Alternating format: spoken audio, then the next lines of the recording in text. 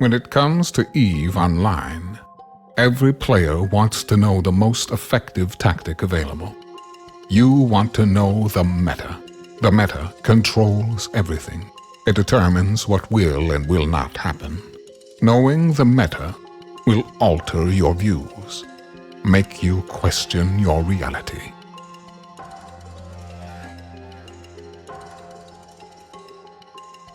It might even make you laugh. And now, you're part of it. You're watching The Meta Show.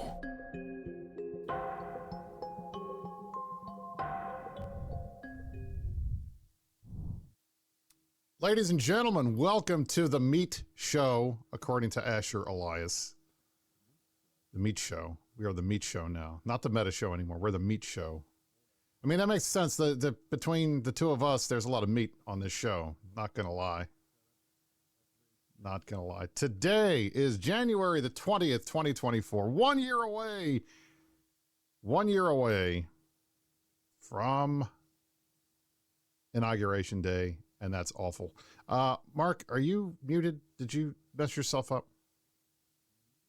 I can't hear you. Let me see if I fucked it up on my side. Oh, You're my fucked God. up on my side. Because Oh, that's my what God. Oh, Lord help. This is it. So no, the answer to your question was no. I was not muted. I was, He's in fact, totally I was not muted. unmuted. There was no muting happening on as the it show. were. Uh-huh. It didn't happen. Ladies and gentlemen, we have missed you guys for the last 2 weeks. I am sorry. It has been crazy around this place. Poor Marky Mark has had the vid. Oh, my God. He's been down with it. So it's even worse than that. So I had COVID at the beginning of the year, which I picked up from a New Year's party that I went to. It was a great party, by the way. It was a bunch of 30-somethings who thought for one night that we could be 20-somethings. It was a mistake.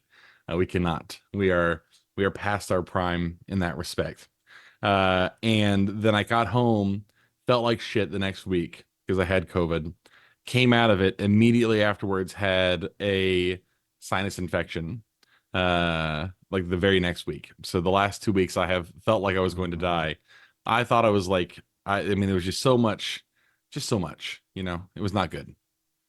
But I feel great today. Feel great. Well, I'm glad you're feeling great. We're back. Thank you. It's January. It's the end of January. We've got a month of stuff to talk about. We have not been here for a while.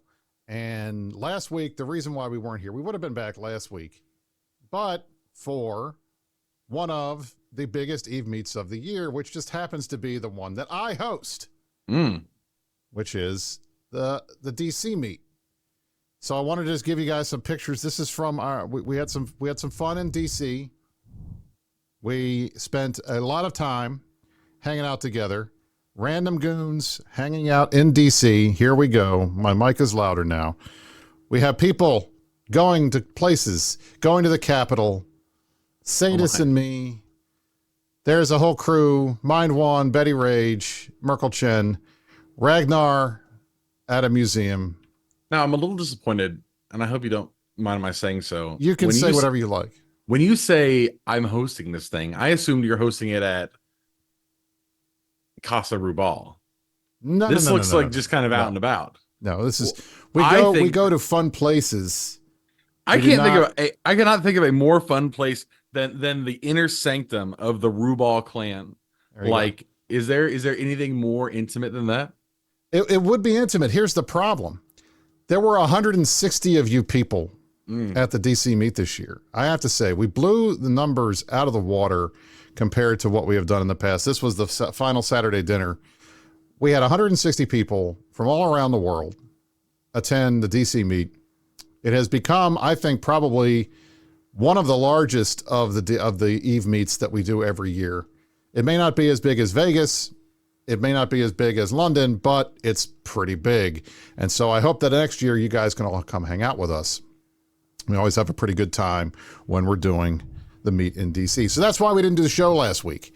But man, I'll tell you, it has been a couple of weeks since we did the show, and it has been a hell of a lot of news coming out of EVE Online for us to talk about. Now, I have a question. Mark, what do you want to start with? Do you want to start with Nullsec stuff? Do you want to start with I guess last year it was the producer's letter. This year it's the director's letter. Yeah, I don't know. Do you want to start with the CCP stuff and then move into the fun Nullsec stuff? What do you want to do? Let's start with the CCP stuff is extremely dull. And I don't mean that as a knock on CCP. Well, I guess I kind of do. It is a little bit of a knock on CCP. Let's start with the letter. I want to preface this by saying let me do the button push. We're gonna do Piercing the Corporate Veil, our segment that deals with CCP stuff, and we're gonna go into the 2024 Director's Letter.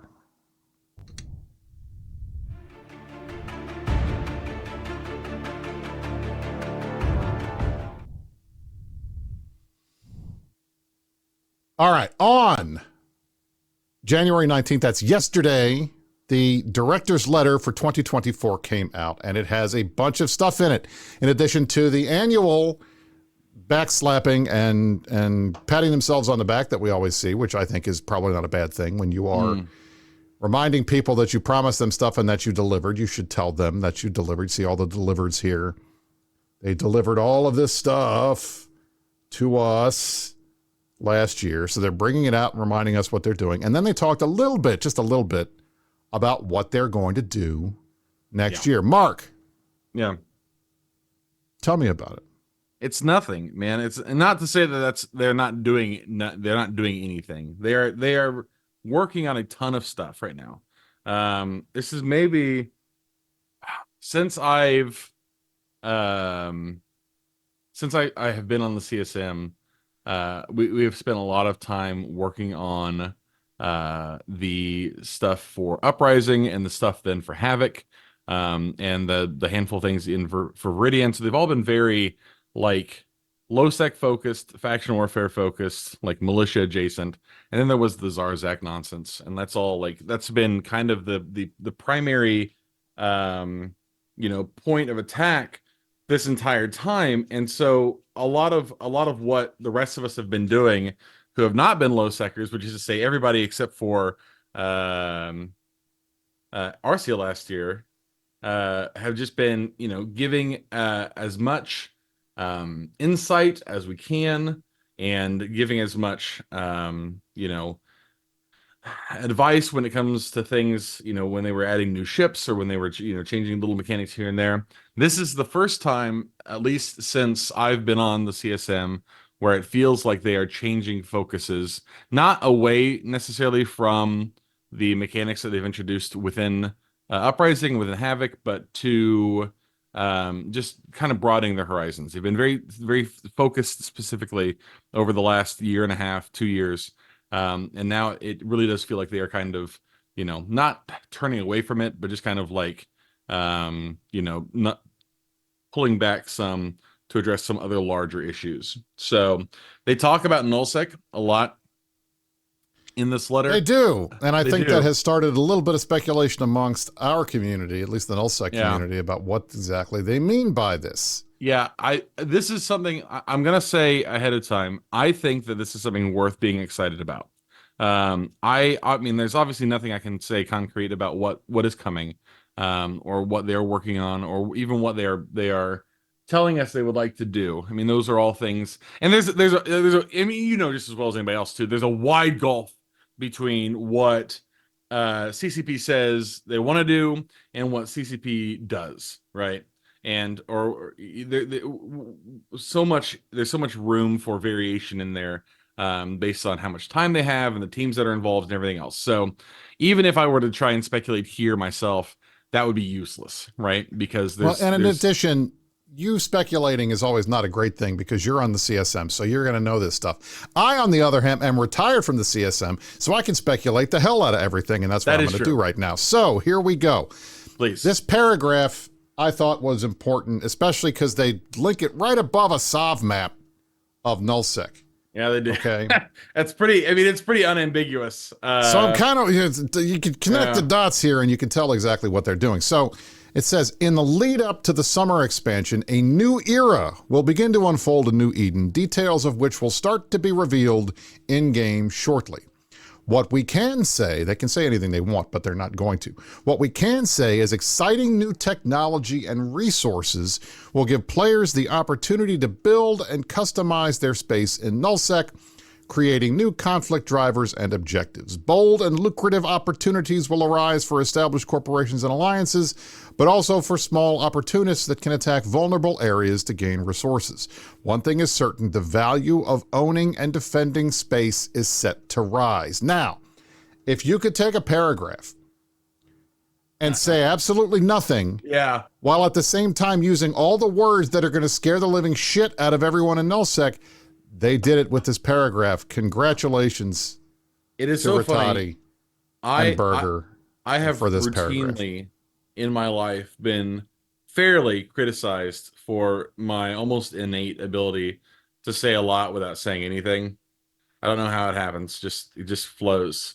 They might have one-upped me with this letter, just in general. It's pretty solid. They're just so much, and you can solid. call it corporate speak or whatever, but here's something that you need. Like, here's what this says to me just reading at it, and this should not be strange to anybody who's ever seen one of these letters before. What this is saying is, over the last couple of years, they have worked to develop new tools that let them do things in EVE Online, the sandbox, that they weren't able to do before, either because the tools they had were outdated or the mechanics were all fucked up or whatever, right? That we know at least is true. We know that all the time they spent working on the new player stuff was so they could create new tools. All the stuff they've been spending now on Havoc and Uprising all came, with the benefit of having new tools that they could use to build new environments and new dungeons and new AIs and all this other stuff. They've been doing all of this stuff, and we've seen, like, none of that is. This isn't a look behind the curtain or anything. We've seen all of these things come into motion. All this looks like to me is they're saying, okay, so we've done all of this work over the last couple of years to get us to the point where now we are going to turn our focus slightly towards the most populous, most, how do you even say it? The most player-focused part of the game currently, which is Nullsec. It is. I mean, the best part of the game. You can just say the best part of the game, Mark. I would certainly never say that. It is the sandbox within the sandbox, right? Nullsec is, right. If you want to go out and plant a flag somewhere and develop your empire, your space empire, you do it in Nullsec, right? So this all to me says that we are now focusing on Nullsec. We are taking the tools that we have developed. We are going to be looking at Nullsec and seeing what we can get out of this space with the new stuff we've built. That doesn't say anything about what that is or what that's going to look like. It says nothing useful, but at least if nothing else, it says we've done this thing. We feel now we're in the place where we can go talk about Nullsec. Because the thing too that people need to realize is that going into like a Nullsec vamp, right? I don't even want to say a revamp, just a vamp in general. It's a vamp because we haven't had a vamp in a while. Exactly. A Nullsec vamp without the necessary tools on hand to get it done would piss off so many people. So many people. Like, this is the one thing where if you half-ass it, everybody knows. Correct. Right?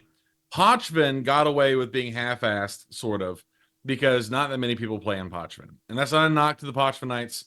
I love you desperately, my sweet, sweet babies. But there's just not as many of you as there are in Nullsec. That's just the way it is, right? So if they do Nullsec stuff, they have to do it correctly. Because if they don't do it correctly, people are going to fucking leave, right? I mean, they've seen it happen before with Blackout. They saw it happen before with Scarcity. It continues to happen now with Scarcity. They've done a lot of things right in Lowsec with the new expansions, using all these new tools they've built. And they now have to address Nullsec. They need to address Nullsec. They need to do it right. Whether they will do it right or not, that remains to be seen. But we need a lot more information than we get from one paragraph in a fucking director letter. Now, let me unpack some of this stuff for you people, because that's what I do. First of all, Unloading RS says, it smells like they're pulling faction warfare mechanics into Null. Yes, it does, doesn't it? That's exactly what it smells like. Are they going to remove the bullshit ESS tax? No, I don't see that ever happening. If anything, they're going to enhance the ESS, I would say. What it sounds to me like, and we know we've heard this before, that was talked about at previous fan fests, that there was a desire for the ability to more customize your space in Nullsec. Yeah. Okay, that was something that had been talked about multiple times. Rattati has mentioned it on multiple streams that this was a thing that they wanted to do, that this was something where they would create all kinds of different things with the iHub. Guys, I am not in government anymore. It's been a while. I'm not. I have been, but I'm not anymore. I just wear a suit on the stream. Okay, that's it. It's been a while. It's been almost 10 years since I got out of office. Anyway, the bottom line is what I think they're talking about here, again, is some of this is the iHub upgrades that they had been talking about a couple years ago. They're finally going to work for it. And that I think I'm fine with. That's good because some of those things we talked about was setting it up so certain areas would be based on ratting, certain areas would be based on mining, certain areas would be based on different things like, wormhole mechanics and stuff like, meaning like spawn a bunch of wormholes in a system so you can get connections to places and things like that. There was all kinds of talk about that. It never really went anywhere because it always got put on the back burner because they decided to work on faction warfare next. But now they have all this time to do it. And Ep3 is 100% correct. I guarantee you, because I'm not there to stop it, there will be Ansiblex touching happening now, in whatever it is that they do in Nullsec. That you don't trust our good friends in Angry Mustache, in Casimir, in Dark Shines to protect the humble Ansiblex gate? Brisc. I think it's going to get screwed. Wow. There's going to be bad things happening with the Ansiblexes, and they will be different than they are now. Hopefully they will be different in a good way, not in a bad way, but I'm not there, so I'm going to be skeptical. Brutal. Just saying. Mm-hmm. Now, what else did they talk about in the director's letter? Let's go on. We're going to keep going here. We're going to go down. Please. Next up, they talk about the power of identity. Now, this is big. Yeah. At least it's big for guys like me who are skin whores and guys like Mark who've been desperately begging for new skins for their Zenitra. Now you can make them yourself. So what are they announcing? This year, we'll see a big leap forward for personal expression and identity. With the introduction of Skinner in the Viridian expansion, Capsuleer's got the ability to customize upwell structures. The summer expansions extend Skinner's capabilities to ships. We are taking Skinner to dizzying new heights with ship customization through the design of custom skins with an array of patterns, designs, and a broad spectrum of colors. The creative options are vast, and Capsuleers will be able to design and manufacture skins to personalize their own ships and entire fleets or sell them to generate new income streams, further adding individuality, identity, and agency in New Eden. This is fucking awesome, okay? Yeah. This is fucking awesome. Because for the longest time, we have been complaining, at least I've been complaining, we need more skins. We need more skins. We mean different kinds of skins. I love colorful skins. Some people don't like colorful skins. I got into a big argument on the Evo forums with somebody who was saying that the colorful skins suck. This is a dystopian, horrible universe. They should be all black and gray. Okay, dude. Yeah. You can make yours now. But the whole point is we're finally getting to do this kind of customization, which almost every other game does. Like every other game, you can completely customize your characters. Now they're finally going to let you do that here. Now, some people don't find skins interesting. I do. Some people don't like the idea of anything other than a default skin because they are poor. That's okay. You don't have to wear them. But for those of us who do, those of us who are demanding more Timbre-style skins in the game, now we're going to have the tools to make them ourselves. And it creates a new thing for people to do. They can buy stuff, sell stuff. It's going to be great. You're going to finally have folks being able to put stuff together. You can have an entire fleet of everybody wearing the same thing. Now, how does this implement it? That's going to be the question. Because I'll tell you this right now, I am not at all going to be surprised if all of this shit is not gate locked behind Evermarks, and you're going to have to use the Evermarks for these things. Because otherwise, I don't know. This, as much as I like this is running straight up against one of CCP's main monetization methods, which is selling skins for Plex. So Froggy says, my bet is Plex to play. I can see that. And I think it would, I mean, it could be locked behind Plex. I think it should be, because this is otherwise going to be taking money out of their pocket. But I could also see them going the Evermark route, because that's what they did with structure skins. And I don't know. By the way, can I have a question? Mark, did they ever turn the loyalty point trading back on? No, they have not done so yet. It's been a month, hasn't it? It has been longer than a month. Okay. You should see my DMs right now, honestly, about that specifically. I have so many poor, my boy, my sweet, sweet child, my young son, young puke, constantly in my DMs. Mark, please tell me something, some positive news that they're going to bring back LP trading. I am still confident that at some point in the future, they will bring back LP trading. What that looks like, or when it happens, or what new stipulations they're going to put on it, I don't know. They've said a lot about, oh, we're dedicated to making sure that low sec groups can find ways to bring to profitability, but like, then they just didn't do it. So I don't know. Yeah. I do not know. Don't know. Now, I don't know.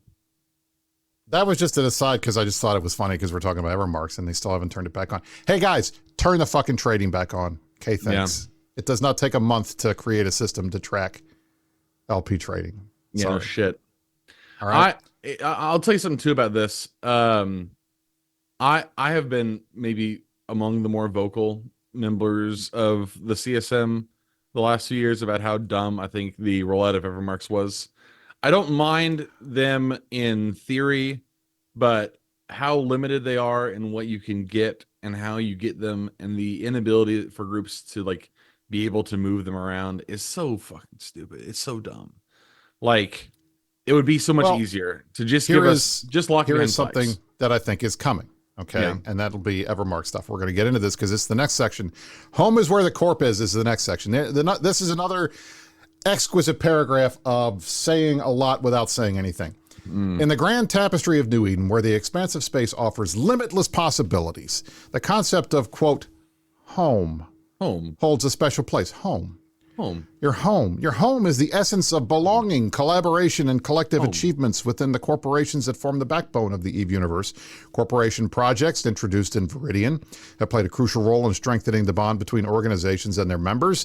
At the helm are the corporation leaders and project managers, the visionaries and strategists who become architects of experience, and will continue to expand on the reward types in 2024 to further fit their needs and yours. Let me tell you something, okay? I was a big fan. I was a big pusher of the whole concept of corp missions, corp projects, all that stuff in Viridian. I was excited for it. And the wind was taken out of my sails because when it launched, it didn't know how to have a way to pay people for what they did in the game. True. And the result is I am a director of one of the largest corporations in EVE Online, Karma Fleet. I think we used the corporation projects maybe for a couple weeks when it first came out, and I don't think we've touched it since. Yeah. And I worry that that's how it's been for a lot of the other big groups. We just do all of our stuff the way we've always done it, and we haven't been taking advantage of the in-game methods. And Atrim says they used to buy fuel blocks from Corp. That's probably a good thing to use, but that's it. That's it. And Atrim is CEO of one of the oldest corps in the game. So when it comes down to it, like, I don't know how much these corporation projects are being used, especially by the big groups. Maybe they're being used a ton by the smaller groups. I'm not aware of it. But I can tell you from my experience, we've not been using it. Have you guys been using it, Mark? In limited fashion. Part of the problem is projects are corp. They're only corp. You can only use them as corps right now.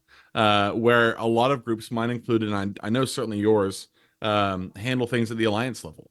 So like if you wanted to do an alliance level buyback of whatever, what you need to do now is have every single corp in Goons go through and create their own individual buyback programs. Which is why we don't do that. Right. which is just a pain in the ass. Like there's a need, like if you could get it in such a way where all of these things, like, but that would include them needing to implement an alliance hangar or an alliance level hangar for people who have certain roles within the alliance, right? But the problem is alliances. I think people overestimate how much alliances exist within reality, right? Because alliances are really just groups of corps. They have no. There's nothing. They're very. It's just like a list of corps and then the logo, and that's it, right? There are no alliance roles. There are no alliance directors. There are no alliance positions. There are no alliance hangars. There's nothing. You have a list of corp names. It's just a standings thing, and then a logo, and that's it, right? So if for them to implement a higher level corp projects thing, they need to do all of that stuff first too. Give us alliance hangars. Give us alliance roles. Like I should be able to name other directors. 10,000% agree.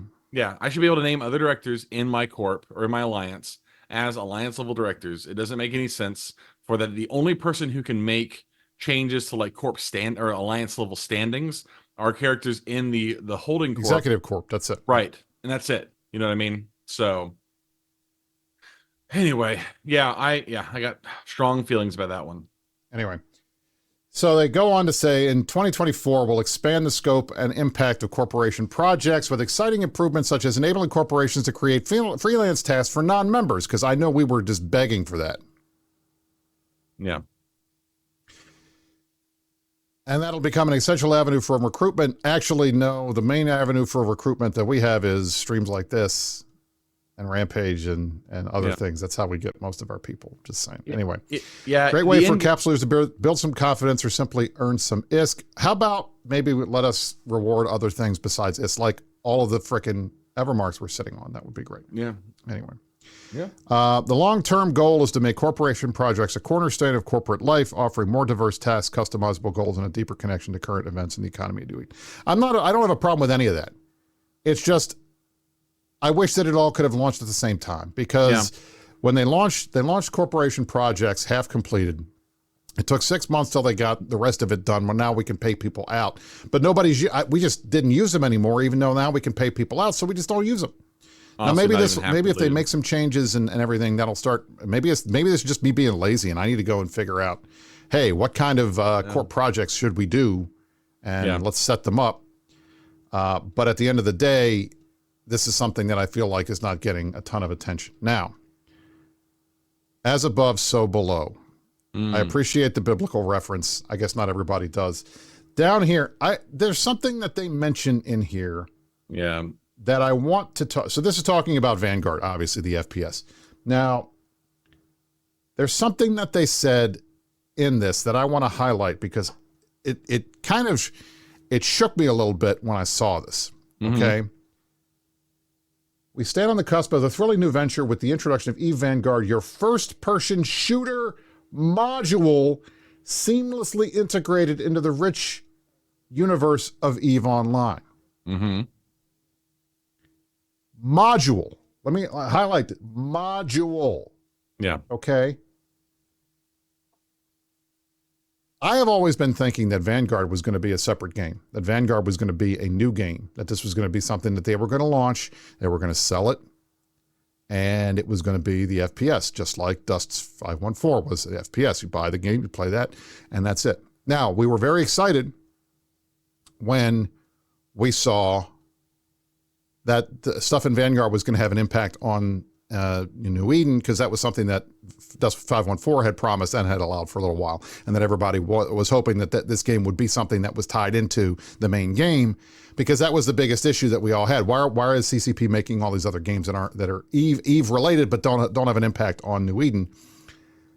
And they did that, and they're doing that now. But calling this a module, that changes my entire perception of what Vanguard is and what this is going to be.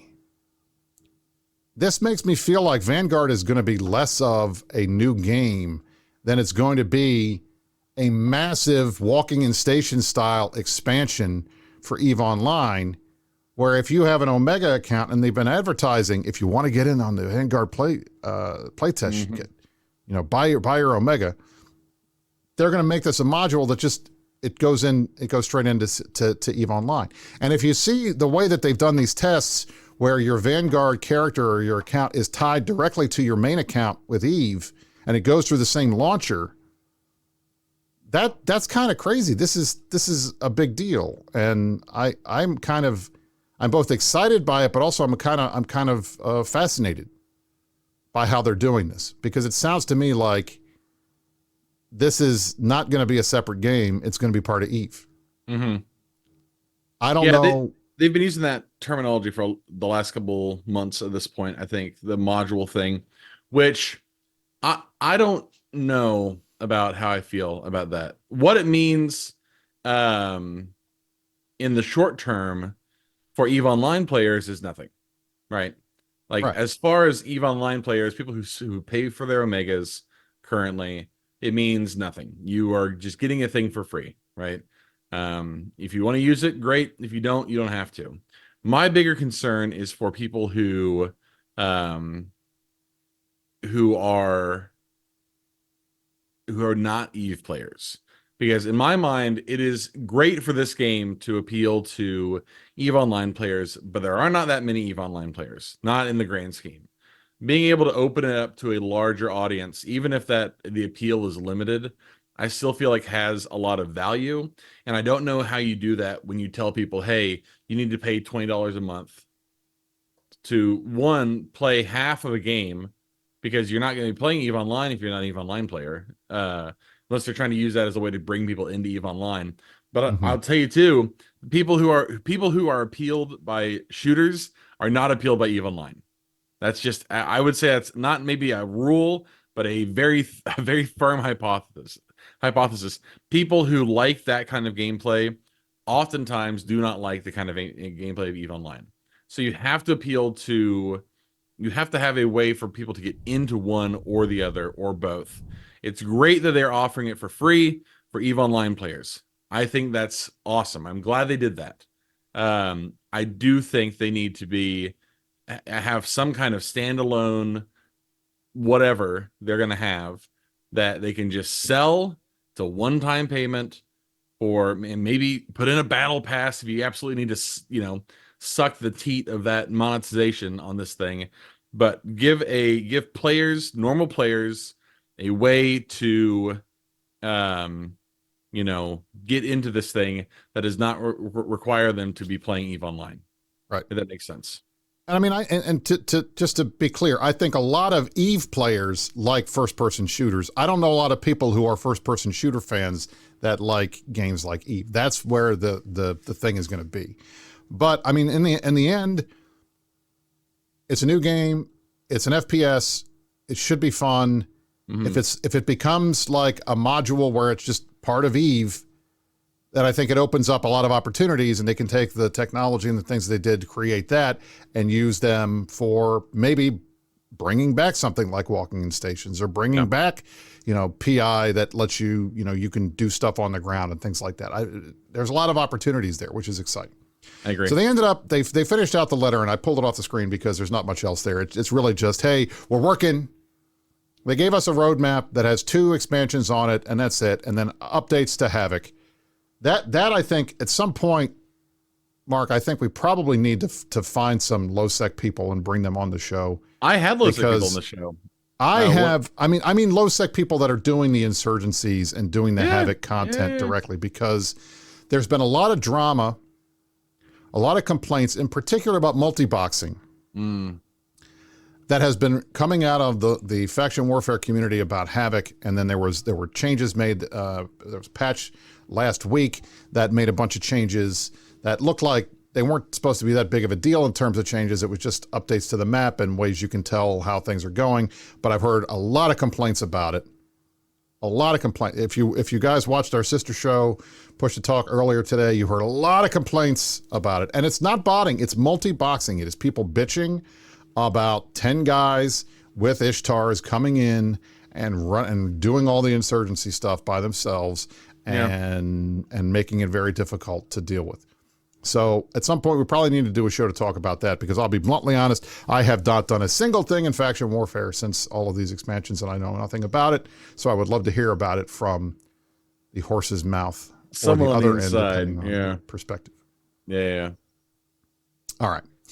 Moving on. We're going to move on. We got a bunch of Nullsec stuff we're going to talk about. We're going to go in chronological order to go through them. So the Nullsec Power Hour is going to be what's going on in Nullsec.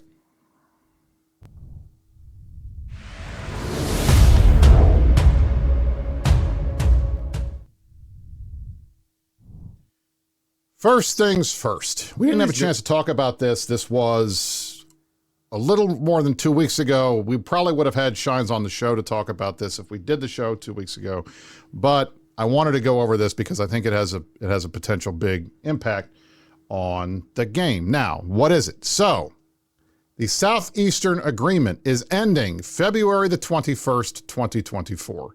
Shines put a post up on Reddit, and this was not simply in it saying this. This was on behalf of all of the people who had signed the agreement. He says, 10 months ago, an agreement was drafted. The TLDR is the major blocks in EVE would avoid evicting people and taking space in the Southeast to give smaller alliances a chance to settle. For the most part, the rules were followed, which I think was a very politically astute statement, because I've heard a lot of complaints about the rules not being followed, especially in the beginning. But I guess since this had to be signed off by everybody, including the parties that were breaking the rules, they went ahead and just said that and just kind of put oil on the waters there, which is fine. Minor coalitions were created. Battles and capital escalations happened. However, despite the good opportunity it gave people, it was not a perfect trial run. Overall, the signatories have decided not to renew the agreement for a second year. So it ends at downtime on February the 21st. Now, what does that mean? Well, what it means is the map is going to look a lot different than it does right now. Let me pull the map up for you guys. I was going to do that and I forgot, so let me grab it. We had it there at the very beginning, sort of. Yeah, I did have it up when CCP was doing their thing. So here is the map of New Eden right now. Obviously, you can see, and I'll scroll up to the top, you can see Fraternity up north, Horde in the drone regions, and then so much space. The Southeast. Yeah, exactly. I mean, look, it's just crazy. Like, the coalition map is pretty funny. But this is the Southeast Agreement area. Well, not all of it. I grabbed stuff over here of Providence that isn't part of it, but it's this area here. This area here. Okay. All right. You got a ton of little groups. You got a ton of groups. Okay. You got a ton of groups in the Southeast, and they're not going to be protected anymore by the Southeast Agreement, which basically said the big groups aren't going to come in and take all your space. So what's going to happen? I don't know. Here is the coalition map right now. The only major area besides Fountain that is in it, who is technically neutral but is Imperium adjacent, this is the only area of the game that was not aligned with some specific major group, whether it's PandaFam, whether it's the Imperium. And we're in a bipolar world technically right now, although the relationship between Fraternity and Pandemic Horde and Pandemic Legion and NC is weird, because they're not technically blue. They are neutral to each other, but they all hang out all the time. So we call them PandaFam, and obviously this is a thing that I think annoys them. But Fraternity and Pappy are still kind of different. Fraternity and PanFam are still kind of different. But in the end, if they're acting the same way and they're hanging out together and they're still doing things together, then we're going to treat them the same way, and that's essentially what's happening. So what we've been seeing is the Southeast Agreement goes away. So what does that mean? I don't know. All I can tell you is that area is going to be open. If the big groups want to go down there and fight, they can. The Imperium's not going to take that space because we don't rent anymore, so there's no reason for us to do it. PanFam could take the space and turn it into rental areas, or some third-party group could come out like Fire did after the last war and turn that into rental regions. I don't know. Yeah. What do you think, Mark? I think this was inevitable. I think it is. Listen, I want to be clear about two things. One, the existence of larger groups on the map doesn't necessarily bother me that much. I think it's always that's inevitable, right? That's just how groups of people work. So this kind of weird pipe dream that everybody assumes, or everybody, dreams of, where the entire map looks like the Southeast, just is not ever going to be possible. It's just not the way it works, right? That being said, however, it is, I think it is important for there to not, like, it is important for those small groups to have something to do, right? If you want players to be in Nullsec, you have to come to, like, you have to agree, you have to eventually decide, or accept rather, that not everybody's going to want to play the block level kind of gameplay. People are going to want to go do their own. There needs to be a wilderness, in as much as it can be, in EVE Online, that is outside of the purview of, the big government, I guess. Now, the Southeastern Agreement allowed that to happen and was great because of that. It wasn't always awesome. It sometimes had a lot of problems. That's just the way these things go. But it did allow groups those sizes to exist in a space and interact with each other in a space. The idea that space would then get, like, eaten up by anybody, whether that's Frat, whether that's Horde or their allies, whether that's goons, whether it's anybody, is kind of disappointing, right? Because that's just, like, there's so much empty space out there right now that is just, there's just nothing going on, except it has somebody's flag in the top left-hand corner, and people feel like they can't move in there, right? If there was just a place for those people to be that was consistent, that would be awesome. Okay, they want to put their own flag down, they want to do their own thing. They don't want to have to worry about having to pay rental fees or whatever else, right? The fact that that's going away kind of sucks, and I wish it wasn't, but it is what it is. That is true. It is unfortunate. I had a lot of people who I knew personally who spent a lot of time in the Southeast over the last couple of months doing fun things in the Southeast, building their tiny little space empires, the whole 9 yards. But that's all. If that gets eaten up just by more rental space, that's going to suck pretty bad. That is going to suck. I'm not going to like it. Yeah. All right. So Pretty that's the Southeast Agreement. Now, what else has been happening? Well, last year saw the end of the war in the North. B2, B3 folded. Brave joins the Imperium, and Pureblind becomes completely wide open to whoever wants it. Same with Clown Ring and the rest of the space up north. This was what we expected was going to happen. We expected we were going to see Fraternity and those guys pushing into those areas, and we didn't see that. Why? Well, because on January 1st,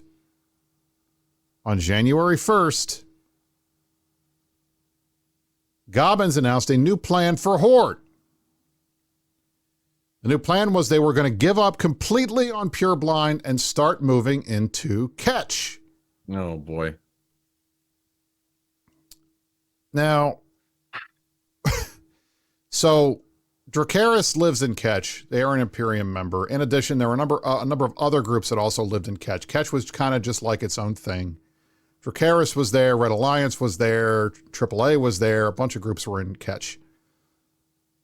Horde and Fraternity in particular have pivoted towards Ketch and have been messing around in Ketch. What are they doing, Brisc? Well, guess what? They seem to think that the Imperium is the same as B2. Because what have they been doing? Well, let me show you the map. They have been toasting nodes, brah. Just toasting some nodes. Just toasting some nodes, brah. Toasting some nodes. They have been toasting nodes all over random areas, taking space in Ketch. Most of this area, no one gives a shit about. Particularly all the stuff down here. No one cares about this. They dropped a keep star here in F4R2. There's my little keep symbol. They have been reffing our fort in HY Tech over and over and over and over and over again. But then guess what they've been doing, Mark, when they ref it? Not follow up on the ref?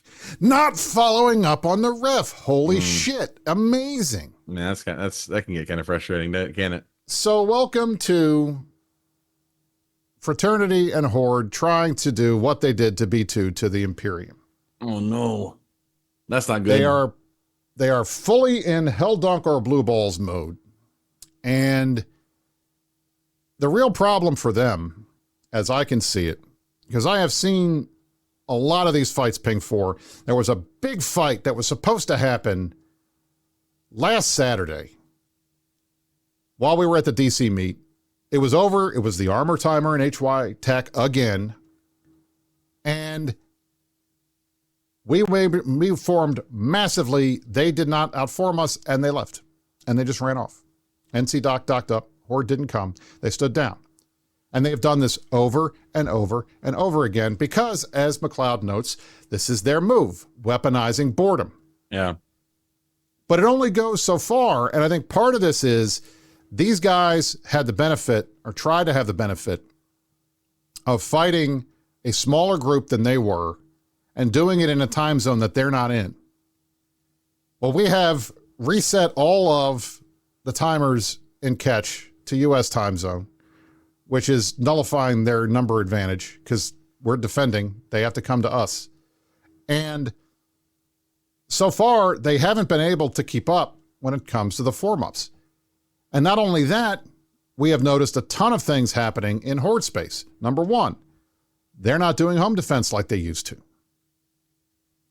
Arcadius and the guys are bringing 100-man fleets into their space whenever we feel like it, and we're not getting fights from them. Mm-hmm. Where normally they would come chase us, and now they don't. And we are killing lots of ratting stuff. In addition, we're not seeing the kind of constant attacks on our space that we used to see all the time. We're not seeing the big groups. Muskie's not bringing a fleet of bombers into 1DQ anymore. We're not seeing those groups coming in. Now, yes, there are a handful of people that have managed to come in and they do fun things like manage to kill a couple of freighters while they're warping around 1DQ without looking to see if there's a bubble on the grid, which guys don't do that, please. But in the end, it's not really having a huge impact, and it's weird. And I know Captain Pugwash says, I thought goons were invented weaponized boredom. We did, but we're new goons now. So what I think I'm seeing, what I think we're really seeing is kind of a stalemate where Horde and these guys don't want to fight anymore. They don't want to fight. They want to wait. They're going to try to wait us out. They're going to bore us into that one time we don't do the massive form, and then they'll take the fight, and then they'll shoot the Fortizar and HY Tech. Like that even fucking matters because it's catch. It just doesn't make a lot of sense to me. So this is unfortunately the state of Nullsec PvP in 2024. A bunch of skirmishing over shit that doesn't matter. Yeah. And the use of weaponized boredom to see which fleet can form more often until they stop forming. You know, you would think with a group that has a lot of money and a lot of players, at some point, the players are going to get sick of no one ever taking a fight. So that's kind of, I was going to say, I have known groups who use this same kind of, I won't call it strategy, but the same kind of, MO as their primary means of doing business. And I always wonder about the people who fly in those groups, because the boredom strat goes both ways, right? It is fine if you just want to bore out your opponent indefinitely, but it's like you're shooting yourself in the foot when you do that. You're doing it's area of effect damage, and you're in the area, right? You're also boring your own guys to death. If they can find ways to make their guys, if that kind of thing appealing to them, then by all means. But I feel like that kind of thing would just make me want to die, honestly. Right. Yeah. I'll watch this. So should the response not be blow up to keep the force to fight? This is a standard line that we always hear. You're on defense, so why aren't you on offense instead? Why would we blow the keep up? What's the point? They'll just drop another one. The same, that's the thing. Like this is not space that is essential for fun. Well, we do lots of stuff for fun. Yeah. But at some point, when you're talking about people losing a lot of money, a lot of assets in the game, it needs to be for something. Agreed. We highly resolve that these valiant dead shall not have died in vain. We can't just we don't want to waste people's money and time. Well, and more than that, like, right? what's the if you're playing a video game so that you can, like, the point of the if you're playing a video game where you just respawn, where the goal is to bore out the next, like, the other people playing the same game, what are you doing? Right. Honestly, what are you doing? Right. Like, it's a spaceship game where you undock and you fight and you do the thing, right? I know it's a lot of different ways to play the game. I get it. I'm there with you. I understand. But I would be like looking for bridges to jump off. Honestly, if it got down to the point where I was like, well, okay, I guess this is just the way we play the game now, I would drive me fucking crazy, dude. And just for the record, Rampage Incorporated gave away 3 supers last night and 15 billioness because I didn't win any of them. They have a lot of fun. We have a lot of fun on Rampage. Anyway, so back to this whole catch thing. What is going to happen in catch? I don't know. I'm hoping that this turns into some kind of content, but it's not going to be content if, again, folks are afraid to take a fight and lose it, particularly on the offensive side. Defenders, we got to defend every single time. The attackers, the offensive guys, they can get away with 1 or 2 wins. And the result is they should be taking more of these fights that they're not taking, and I don't understand why they aren't, other than the fact that this is some kind of a strategy specifically to bore us into them being able to take the space without a fight, which I don't understand, because what's the point of that? Now, what is the Imperium doing? Why are we not on the offensive? Well, I mean, I think it's obvious.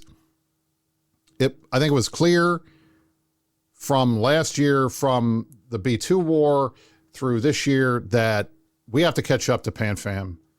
They had a pretty significant advantage in terms of the mid-level capitals to us. Nobody's using Supers and Titans anymore. We spent years getting into Supers and Titans, making that a big deal, and they're not being used anymore. So what do we got to do now? Well, we need to build up our dread caches, build up our carrier caches, but mainly the dread caches. And I think that's what a lot of folks have been doing. So the result is the next time we can get in one of these big dread fights, we can actually trade well instead of getting our asses kicked like we did the last time and having to replace all of the ships that we lost the last time. So when it comes down to it, it makes sense to why we're on the defensive and what we're trying to do. But I still have not figured out what the point of this catch thing is. Now, I'm not complaining. I would love it. And I know maybe people, this is me speaking personally, not me speaking on behalf of anybody else, even though I don't speak on behalf of anybody else. I'm just a talk show host, people. I would love it if catch all went bad again, so that Saturday Night's Forum and Karma Fleet, we could go back to doing what we love to do, which is camping head GP every night. We liked that. That was fun. That was our thing. And I think the 2 systems I have more kills in are GE TAC and head GP, because we used to go mess with Brave every week when they lived here. I love it when catch is in the hands of the bad guys, because that's fun. These are easy place to get to, and it's a lot of fun. But it is what it is. Now, we're running out of time. I had a whole segment talking about the stuff going on in Turner. Yeah. Between Deepwater Hooligans and Volta that happened about a week and a half ago. I guess we'll have to do that next week on the show. Yeah. I will tell you, it's funny, again, how people saying stupid shit in local can turn into a big deal. Yeah.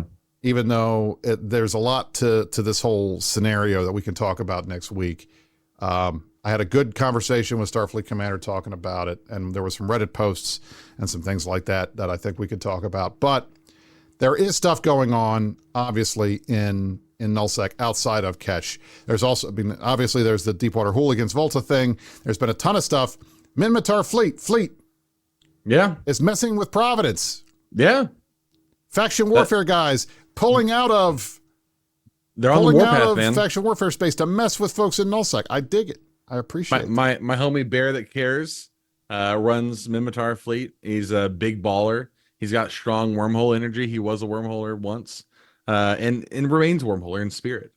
And yeah, they're clapping asses out there, man. It's fun stuff. So we're starting to see a lot of pickup stuff. And then again, obviously there's the faction warfare stuff, all the Havoc stuff that I don't know anything about that we probably should talk to you guys about. I think it'll be interesting. Yeah. But in the meantime, things are starting to heat up a little bit. Maybe 2024 will not be as boring as we were all expecting it might be. It is encouraging, right? Too, that because the game always feels like it kind of slows down over the holiday and into the new year, and then it takes a little bit of time to get going again. But I mean, we're sitting here now at almost 5 o'clock Eastern time. There's still 30,000 people playing this stupid game on a Saturday afternoon. We like pretty good. It's not bad. It's pretty consistent. Can't feel bad about that. Can't complain as long as the numbers are staying up. We like it, and we do. We're seeing things and different things moving and different things changing, and that's never a bad thing. All right, ladies and gentlemen, this has been the Meta Show for January the 20th, 2024. I am Brisc Rubal, joined alongside Mark Resurrectus, the Wormhole King himself. Yes. Thanks, everybody, for watching. We'll see you next week, and you stay classy. New Eat.